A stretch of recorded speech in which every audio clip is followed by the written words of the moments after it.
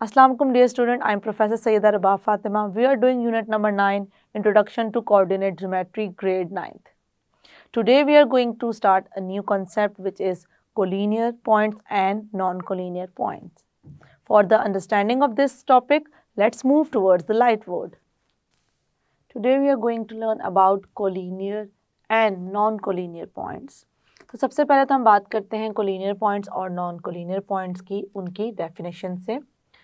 Two or more than 2 points which lie on the same straight line are called collinear point with respect to that line. सबसे पहले तो word हम देखते हैं collinear. collinear में दो वर्ड्स हैं co and linear.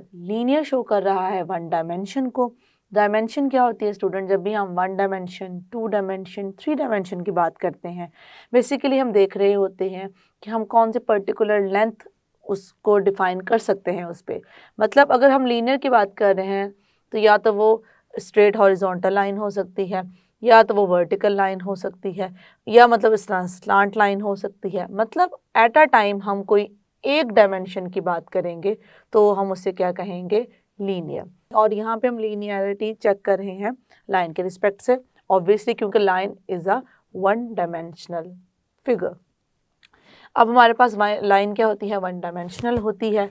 तो हम क्या बात करें? को लीनियर. इसका मतलब है जो हम लीनियर बात कर रहे हैं उस पे हम जो कोलिनियर पॉइंट्स को डिस्कस करेंगे वो क्या है? को का मतलब है कंबाइन कर रहे हैं, इकट्ठा कर रहे हैं. को लीनियर का मतलब है कि हम इकट्ठा कर रहे हैं वन डायमेंशनल फिगर पे. किसको कर रहे हैं? वो हैं points. Collinear points, it means collinear points. हम ऐसे पॉइंट्स ले रहे हैं जो एक ही लाइन पे क्या करें? लाई करें, एक ही लाइन पे मौजूद हों. तो वो दोनों पॉइंट्स उस लाइन के लिहाज से कोलिनियर. तो पहले हमने तो कोलिनियर वर्ड को समझा, फिर हम देखा कोलिनियर पॉइंट्स का क्या मतलब है. कोलिनियर पॉइंट्स का मतलब है कि लाइन के ऊपर ही उन दोनों पॉइंट्स या 3 या 4 जितने भी हम पॉइंट्स लें वो क्या हों? उसी सेम लाइन पे हों. उसके बाद हमने बात की they are collinear with respect to that line. इस बात का क्या मतलब है? बात यह है कि हम उस लाइन के रिस्पेक्ट से उन पॉइंट्स को देख रहे हैं तो ऑब्वियसली हमने उसी लाइन के मुताबिक ही देखना है कि वो कोलिनियर हैं या नहीं. जैसे कि अगर मैं यहाँ पे एक लाइन ड्रॉ करूँ और यहाँ पे भी एक लाइन ड्रॉ कर दूँ. अच्छा जी, ये लाइन 1 है suppose in case and this is line 2. अगर मैं कहती हूँ एक पॉइंट है ए इस लाइन के ऊपर, एक पॉइंट है बी इस पॉइंट के ऊपर, तो हमने भी क्या देखा है?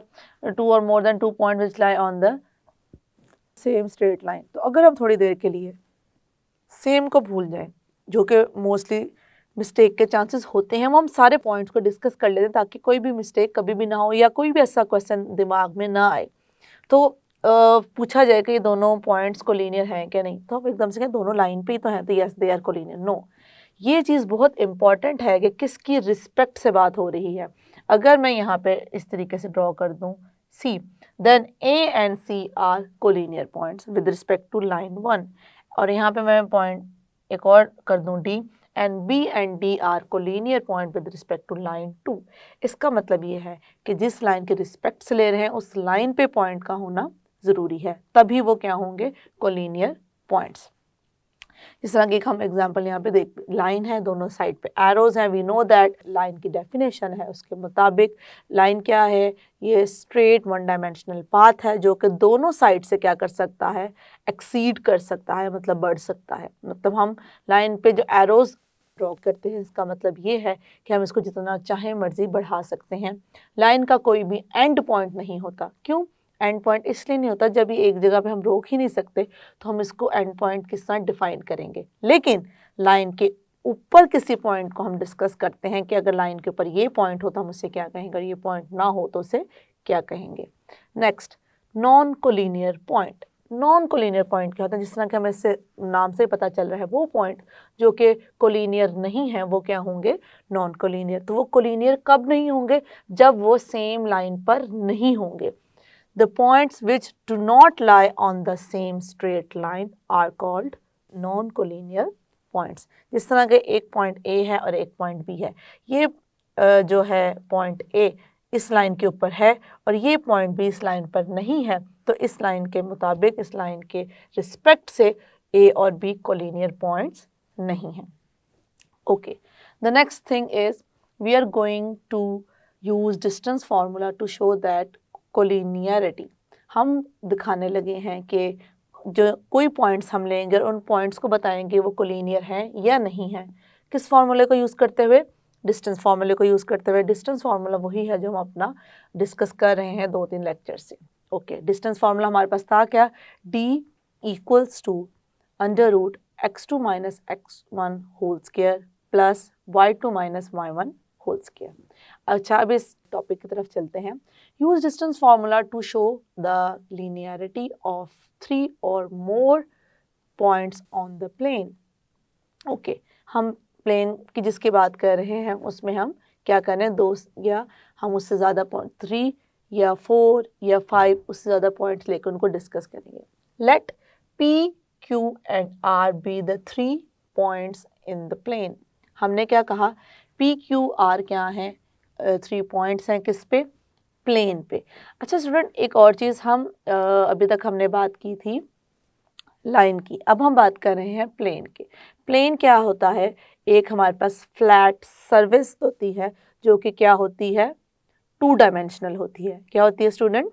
2 डायमेंशनल। मतलब डायमेंशंस का हमें इसलिए थोड़ा सा आइडिया होना चाहिए कि हम जब 3D को कोई अगर हम कोई मूवी देखें या कोई भी चीज़ हम 3D फॉर्म में देखना चाहें तो हम बहुत उस चीज़ से होते हैं, तो हमें इस चीज़ का पता भी तो होना चाहिए।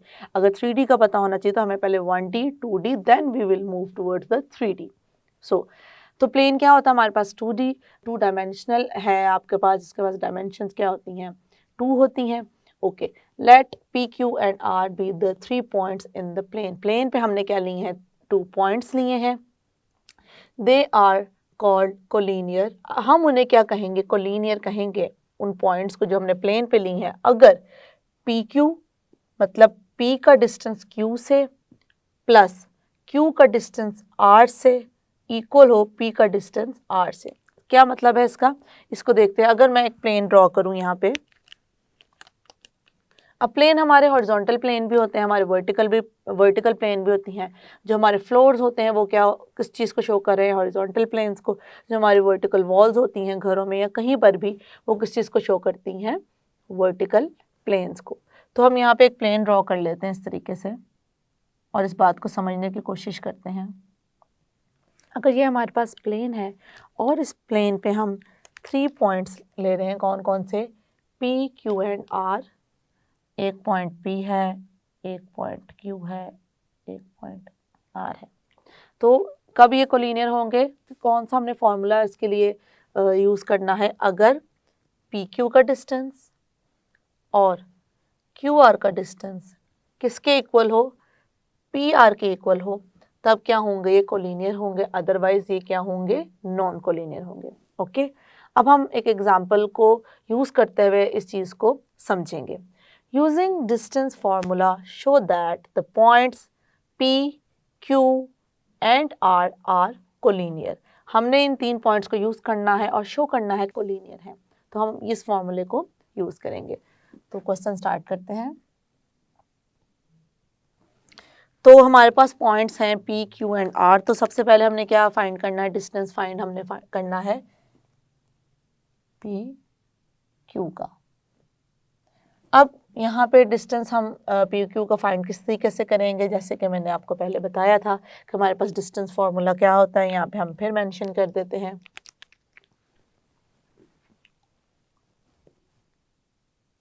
डिस्टेंस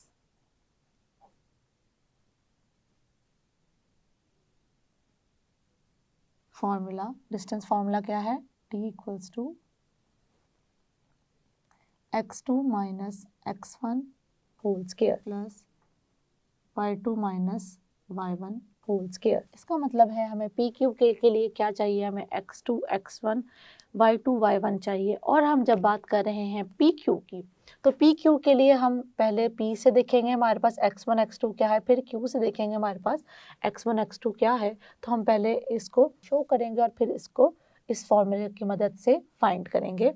तो अगर P हमारे पास है -2 -1 और Q है 0 3, इसका मतलब है कि हमारे पास ये वैल्यू है x1 की, ये वैल्यू है y1 की, ये वैल्यू है x2 की, ये वैल्यू है y2 की। ओके, अब हम इसको क्या करेंगे, फाइंड करेंगे।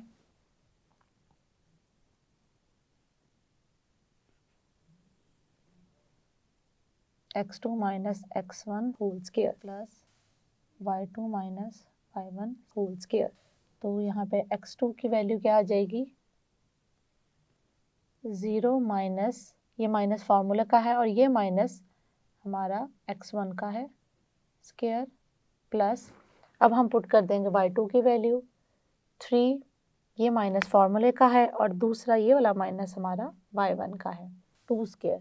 अब यहाँ पे हम इसकी वैल्यू लिखेंगे, this is q and this is p। अब यहाँ पे इनको वैल्यूज को सॉल्व करते हैं, माइनस माइनस प्लस, ये क्या हो जाएगा 2 स्क्वायर और यहाँ पे क्या हो जाएगा minus minus plus plus 1 square. तो यहाँ पे आ जाएगी 2 का स्क्वायर आ जाएगा 4 और यहाँ पे 4 का स्क्वायर आ जाएगा, वो क्या आ जाएगा स्टूडेंट्स हमारे पास 4 plus 16 and we know that 4 plus 16 equals to 20। तो 20 को मैं क्या लिख सकती हूँ, 4 5 ज़ा 4 मल्टीप्लाई बाय 5। तो 4 किसका स्क्वायर होता है, 2 का 2 स्क्वायर से कैंसिल आउट हो जाएगा, तो हमारे पास क्या आ जाएगा 2 अंडर रूट 5। ये किसकी वैल्यू आ गई है, पी क्यू की। अब हमने वैल्यू किसकी फाइंड करनी है, क्यू आर की।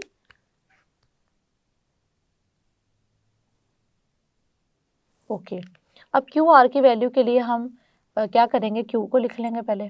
क्यू क्या है हमारे पास 0 3 और आर क्या है 1 5। अच्छा, अब हम क्या करेंगे, इसके लिहाज से देखेंगे x2 y1 y2 क्या है। This is x1, this is y1, this is x2, this is y2। तो यहाँ पे हम क्या करेंगे, इसको फाइंड कर लेंगे क्यू आर की वैल्यू को यूजिंग डिस्टेंस फार्मूला। अच्छा जी, अब हम देखेंगे, इसमें पुट करेंगे x2 माइनस x1 की वैल्यू क्या आ जाएगी, x2 minus x1 whole square plus y2 minus y1 whole square. तो यहाँ पे वैल्यूज को क्या करेंगे, पुट कर देंगे। x2 क्या है 1 माइनस 0 और यहाँ पे क्या आ जाएगा y2 5 माइनस 3। और अब इन्हें क्या करेंगे, सॉल्व करेंगे और वैल्यूज को क्या करेंगे, पुट करेंगे। और यहाँ पे इसकी वैल्यू लिख देते हैं क्यू आर की। क्यू आर की वैल्यू क्या आ गई है स्टूडेंट हमारे पास, क्यू आर की वैल्यू आ जाएगी 1 square plus 5 minus 3 2 square, so it becomes 1 square 1 and 2 square it becomes under root 5। इसका मतलब ये है क्यू आर की हमारे पास वैल्यू क्या आ गई है, Q R equals to under root 5। अब ये दोनों वैल्यूज हमारे पास आ चुकी हैं। अब हमने क्या करना है, इन दोनों का सम प्रूव करना है पी आर के इक्वल। तो सबसे पहले तो इन दोनों का सम अप करेंगे, फाइंड करेंगे इनका sum, P Q plus Q R equals to, अब पी क्यू की वैल्यू क्या है 2 अंडर रूट 5 और इसकी वैल्यू क्या है अंडर रूट 5। तो इनमें से क्या हो गया, अंडर रूट 5 कॉमन आ गया इस तरीके से। तो आंसर क्या आ गया 3 अंडर रूट 5। इट मीन्स कि हमारा अगर इसका आंसर पी आर का आंसर 3 अंडर रूट 5 आ जाता है तो हम प्रूव कर लेंगे कि ये पॉइंट्स क्या हैं, कोलिनियर हैं। अभी तक हमने क्या किया था, हम फर्स्ट एग्जाम्पल के फर्स्ट पार्ट को क्या कर रहे थे, सॉल्व कर रहे थे, जिसमें हमने पी क्यू की वैल्यू फाइंड की, फिर हमने क्यू आर की वैल्यू फाइंड की, फिर हमने उन दोनों को क्या किया, ऐड किया। ऐड करने के बाद आंसर क्या आया 3 अंडर रूट 5। अब हम क्या फाइंड करना चाह रहे हैं, अब हम फाइंड करना चाह रहे हैं पी आर की वैल्यू। हम इसकी वैल्यू किस तरीके से फाइंड करेंगे, हम पी की वैल्यू लेंगे और क्यू आर की वैल्यू लेंगे। पी की वैल्यू को लेंगे x1 y1 और आर की वैल्यू को लेंगे x2 y2। इसको प्रूव करेंगे पी r को प्रूव करेंगे 3/5 के। अगर हम प्रूव कर देते हैं तो इसका क्या मतलब है कि हम अपने फर्स्ट पार्ट को सॉल्व कर लेंगे, जिसमें हमने क्या प्रूव करना था, p, q and r are collinear. तो अब हम इसको कंटिन्यू करते हैं। p पॉइंट चाहिए हमें और r point. So the point p is -2, -1 and the point r is 1 and 5. This is 1 and 5 and this is -2 and -1. Okay, अब हम क्या देखते हैं, अब हम यहाँ पे देखेंगे स्टूडेंट्स के ये वैल्यू है x1 की, ये वैल्यू है y1 की, ये वैल्यू है x2 की, ये वैल्यू है y2 की। अब हमने क्या करना है, डिस्टेंस फार्मूला यूज़ करना है और हमने उसको यहाँ पे क्या करेंगे, यूज़ करेंगे। तो इसको यूज़ करते हैं। पी आर के लिए हम डिस्टेंस फार्मूला यूज़ कर रहे हैं, x2 minus x1 whole square plus y2 minus y1 whole square. Okay, अब यहाँ पे क्या करेंगे, वैल्यूज़ को पुट कर देंगे। x2 हमारे पास है 1 और x1 क्या है हमारे पास, -2। ये माइनस है फार्मूला का और ये माइनस है x1 का, plus y2 minus y1 5 minus ये भी फार्मूले का माइनस है और ये वाला माइनस है y1 का। इसको सॉल्व कर लेंगे। 1 minus minus plus 2 square plus minus minus plus plus 1 square, it will be 3 square and this will be 6 square. Okay, तो ये हमारे पास क्या आ गया, 6 square आ गया, 3 square आ गया। 3 square equals to 9 and 6 square equals to 36. 36 plus 9 equals to 45 को हम क्या लिख सकते हैं, 9 5 जा 9 मल्टीप्लाई बाय 5। हमने इस तरीके से क्यों लिखा है, ताकि हम इसको और सिंप्लीफाई कर सकें। तो ये आ जाएगा हमारे पास 9 होता है स्क्वायर 3 का और ये क्या आ गया 5। दोनों पे क्या करेंगे, हम सेपरेट कर देंगे। P R equals to 3 square into √5। तो ये क्या आ जाएगा, पी आर की वैल्यू स्टूडेंट्स हमारे पास आ जाएगी 3/5। अच्छा, अब देखें हमारे पास जो उन दोनों का सम आया था वही पी आर नहीं आया। So therefore P Q plus Q R equals to P R which is 3/5। अब इसका क्या मतलब, क्योंकि सेम आ गया था, हमने क्या प्रूफ करना था, therefore P Q and R are collinear.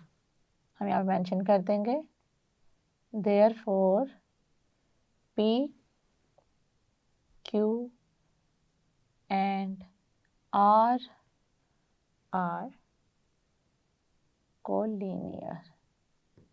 That's it. अब हम अपने एग्जाम्पल के सेकेंड पार्ट की तरफ चलते हैं।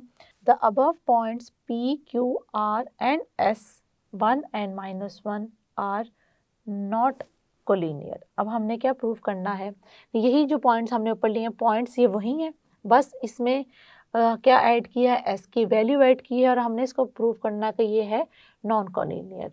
नॉन कोलिनियर के लिए हम अब क्या करेंगे, इसके लिए अब हमारे स्टेटमेंट क्या बनानी पड़ेगी, वो बनेगी P Q plus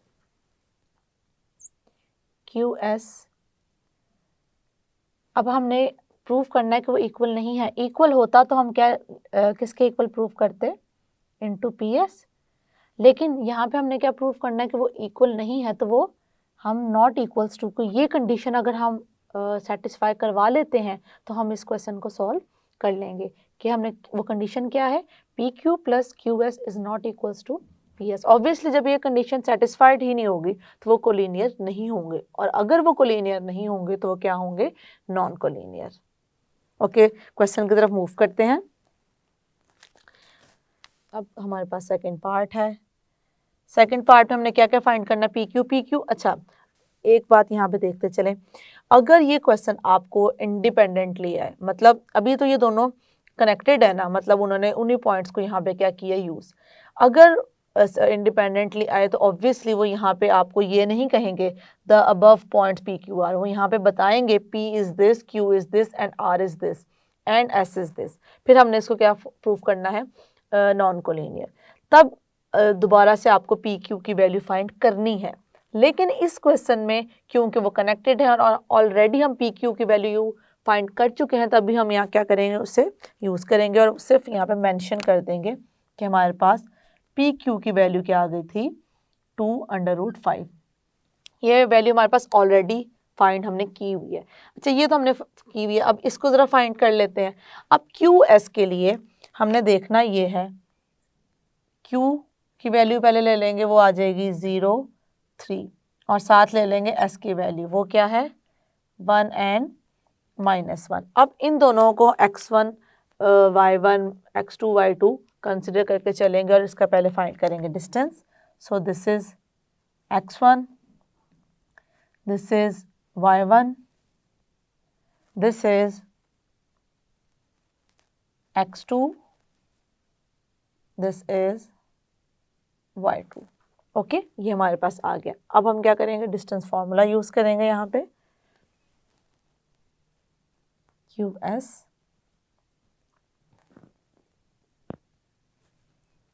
x2 minus x1 whole square plus y2 minus y1 whole square। Okay, यहाँ पे करेंगे वैल्यूज को पुट। x2 की वैल्यू क्या है 1 और x1 की वैल्यू क्या है 0। अच्छा, y2 की वैल्यू क्या है -1 और y1 की वैल्यू क्या है -3। तो हमारे पास आंसर क्या आ जाएगा, ये आ जाएगा 1 और ये क्या आ जाएगा माइनस, बड़ी वैल्यू का साइन नेगेटिव और फिर minus minus plus, so it becomes -4। और यहाँ पे हम नेगेटिव साइन ऑब्वियसली क्या हो जाएगा, रिमूव हो जाएगा। तो हमारे पास क्या आ जाएगा,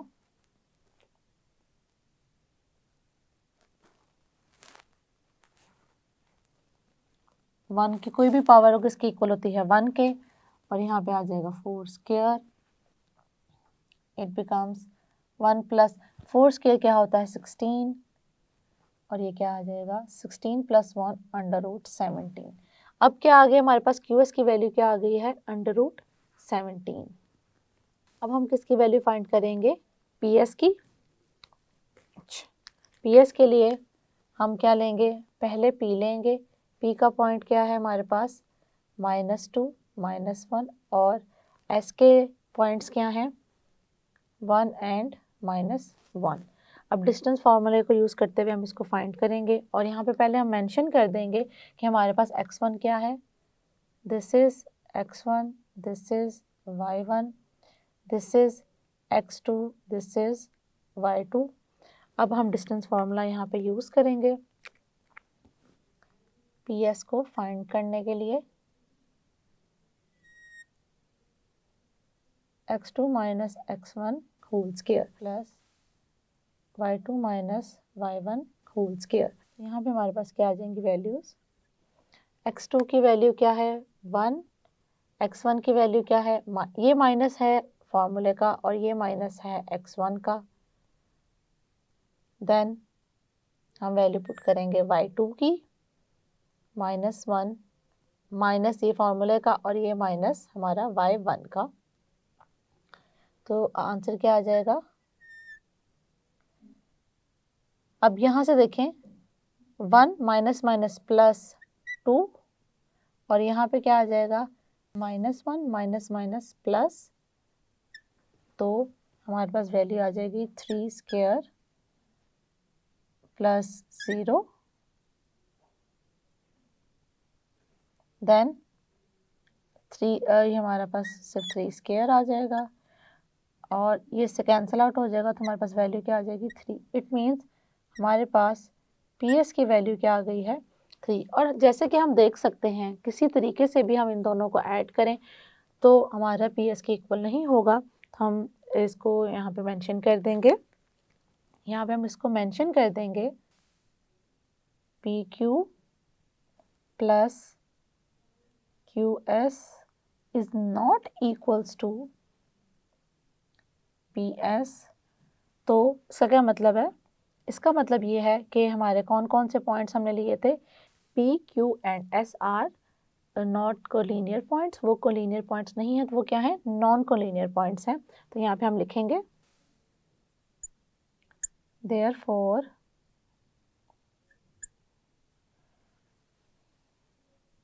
पी है, दूसरा पॉइंट क्या है हमारे पास, क्यू है, और P Q and S R not collinear, तो हेंस जो हमने प्रूव करना था वो प्रूव हो गया। हमने प्रूव करना था P Q R and S R not collinear. यही चीज़ हमने क्या करनी थी इस क्वेश्चन में, प्रूव करनी थी। क्या किया हमने, जो आज एग्जाम्पल की उसमें हमने क्या किया, दो हमने एग्जाम्पल ली थी, एक में हमने कोलिनियर प्रूव किया और एक में हमने प्रूव किया वो कोलिनियर नहीं है। बेसिकली ये हमारी एग्जाम्पल के 2 पार्ट्स करने का मकसद ये था कि हमने जो आज कोलिनियर और नॉन कोलिनियर के बारे में पढ़ा उसको हम इम्प्लीमेंट करके देखें कि हम किस तरीके से डिस्टेंस फार्मूला को यूज़ करते हुए अपनी कोलिनियरिटी को चेक कर सकते हैं। आई होप कि ये आपको अच्छे से क्लैरिफाई हो चुका है। ये स्टूडेंट, आज के लेक्चर में हमने जो क्वेश्चंस किए हैं सॉल्व, उसमें जो हमने फार्मूला यूज़ किया है वो कुछ इस तरीके से है, d equals to square root x2 minus x1 whole square plus y2 minus y1 whole square. Today we have learn about collinear point, non collinear point. इन दोनों की हमने डेफिनेशन पढ़ी, उसको समझा भी। उसके बाद हमने देखा कि हम किस तरीके से डिस्टेंस फार्मूले को यूज़ करते हुए किसी भी हमारे जो पॉइंट्स हैं उनको प्लेन पे ये प्रूव कर सकते हैं कि वो कोलिनियर हैं या कोलिनियर नहीं हैं। हमने जो अपनी एग्जांपल सॉल्व की उसके 2 पार्ट्स थे। फर्स्ट पार्ट में हमने कोलिनियर प्रूव किया और सेकंड पार्ट में हमने ये प्रूव किया कि वो कोलिनियर नहीं है। सो practice these questions. See you in the next lecture. Take care yourself. Allah Hafiz.